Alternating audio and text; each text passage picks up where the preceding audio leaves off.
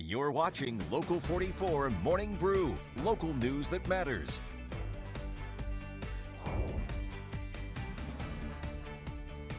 At this place in history, we're on the campus of the University of Vermont in Burlington. And of course, joining me, the Executive Director of the Vermont Historical Society, Steve Perkins. We're going to be talking about the Marquis de Lafayette. Okay. That's his shortened name. He's got a really long name. Ooh, do you know it?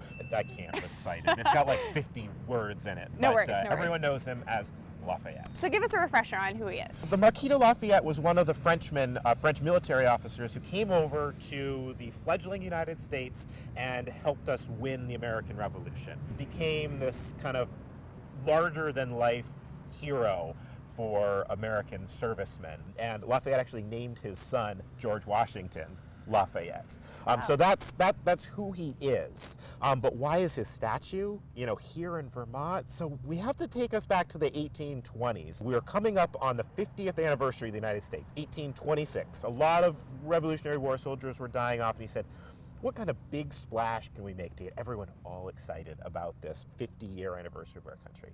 Great, we'll invite one of the great French generals who helped us back. So Lafayette was the only one who was still left alive at the time.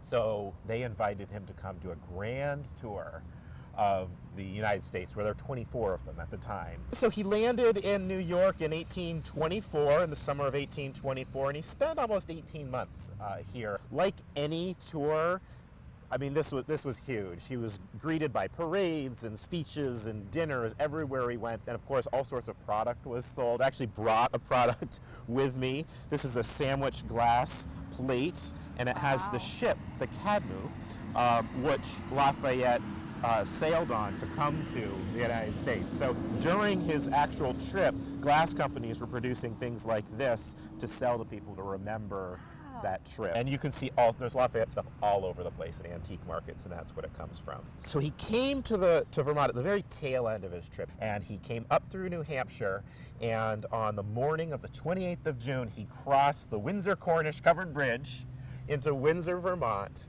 and then started this trek up through. Everywhere he stopped, he had a reception, they ate, they drank. I can't imagine doing that today. A lot of pomp and circumstance. Exactly. He was doing this in carriages on rough roads and going all the way from Windsor to Montpelier. The governor, of course, accompanied him the whole way, and he stayed at a beautiful house called the Cadwell House, and all the best furniture from all of the region was loaned to the owner of that house, so his house could be completely outfitted in the best furniture for the Marquis de Lafayette. The next morning, get up, and they hit the road, and they head out, ending up here in Burlington, which was the college town and the home of the governor, Cornelius Van Ness. So what is this building we're standing in front of now? We're standing in front of what's called the Old Mill Building, and it's one of the oldest buildings on campus. Now, the very first UVM building was erected right on this site, but in 1824, it burned down.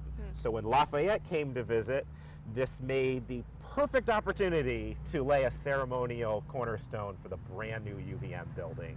So now we're on the last stop of our recreation, our mini recreation of Lafayette's tour. Where are we? So we're in front of what we now know as Grassmount. Lafayette spent his final evening at a grand party in this house, which was owned by the governor of Vermont at the time. They had bands on the lawn, they had big celebratory arches welcoming Lafayette, and apparently they partied well into the night here before then rolling the Marquis down the hill and put him on the steamship Phoenix, where he headed on down to New York. At this place in history.